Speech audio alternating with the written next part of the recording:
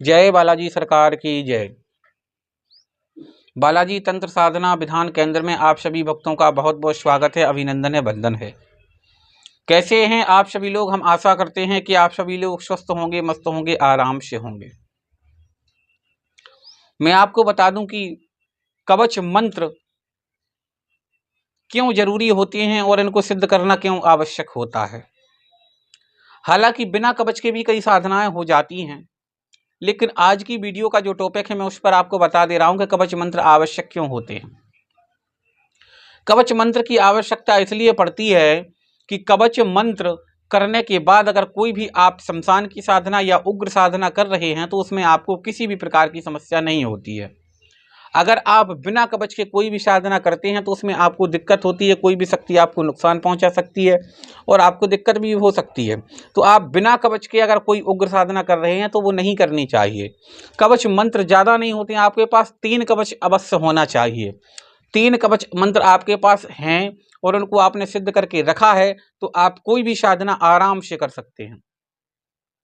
चाहे वो उग्र साधना हो, चाहे वो तामसिक साधना हो, चाहे वो कोई भी कितनी उग्र से उग्र साधना हो, उसको आप सफल कर सकते हैं।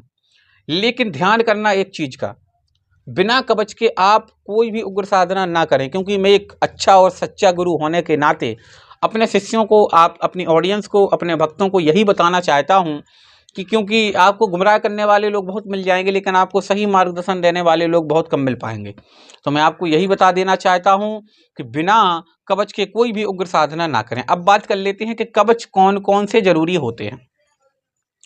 सबसे पहला कवच एक हनुमान कवच होता है, उस कवच को आप लगा करके साधना संपन्न कर सकते हैं।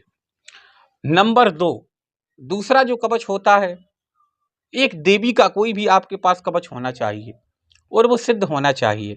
अब आप पूछेंगे कि सिद्ध करने का तरीका क्या होता है, तो वो आप जब दिए गए नंबर पर संपर्क करेंगे और कवच मंत्र यहाँ से प्राप्त करेंगे तो आपको उसके साथ साथ आपको वही भी बताया जाएगा कि इनको सिद्ध कैसे करना है। तीसरा कवच आपके पास एक कोई भी ऐसा कवच होना चाहिए। पहला हो गया हनुमान कवच, दूसरा देवी का कवच और तीसरा आपके पास राम का कवच भी होना चाहिए। क्योंकि ये तीनों कवच जब आपके पास उपलब्ध होंगे और इनकी शक्ति होगी, क्योंकि जैसे ही आप इन कवच मंत्रों को सिद्ध करेंगे तो इनकी ऊर्जा अपने आप में आप महसूस कर सकते हैं, आपको खुद अनुभव हो जाएगा।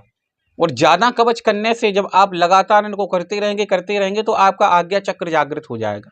जब आज्ञा चक्र जागृत हो जाएगा तो आपको फिर साधना में बहुत जल्दी सफलता प्राप्त हो जाती है। तो कवच आवश्यक होते हैं, बहुत जरूरी होते हैं, कवच बहुत शक्तिशाली होते हैं। कवच का मतलब होता है आपके शरीर की सुरक्षा करना। कोई भी उग्र साधना आप कहीं पर भी करते हैं तो आपको घेरा लगा करके उन कवचों को इस्तेमाल करना पड़ता है, तब जाकर के उस उग्र साधना में आपको सफलता मिल पाती है। तो कवच की यह महिमा होती है। और कवच मंत्र कैसे होते हैं, दिए गए नंबर पर आप संपर्क करेंगे तो आपको बहुत डिटेल में अच्छे से बताया जाएगा। कवच मंत्र प्राप्त करिएगा। और अगर कोई आप सौम्य साधना जैसे अप्सरा परी की साधना कर रहे हैं तो इसमें आपको कवच की आवश्यकता नहीं होती है, बिना कवच के ही इनकी साधनाओं को किया जाता है। तो मैं आपको इस वीडियो के माध्यम से यही बता रहा हूं कि सबसे पहले आप कोई भी उग्र साधना करने का विचार बना रहे हैं तो आपको कवच अवश्य करने पड़ेंगे।